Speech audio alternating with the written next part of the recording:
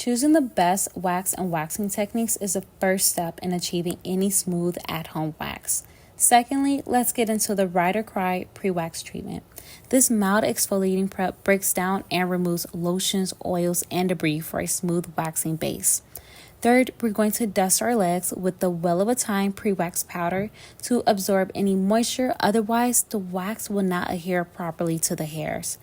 Now, all while holding that skin taut, we're going to spread the wax just like butter in the direction of hair growth and create a tab at the end of your strip. After 7 seconds, pat that strip for tackiness. If there's none, go ahead and quickly pull the tab towards your chest. When waxing your knees, pull the skin taut at the lower thigh. Going upward, slowly smooth the wax over the knee and create a tab when you reach the bottom. When waxing the thigh, this area does have looser and softer skin, so make sure you get a really good taut hold or you might end up irritating that skin and causing some redness. Rather than picking at the little pieces of wax, we're going to use the Ubix Softy finishing oil to remove any residual wax. And lastly, my favorite product, Smooth On Your Just Cool It Calming Mango Gel to relieve any redness, all while leaving your skin feeling and looking refreshed. Bye!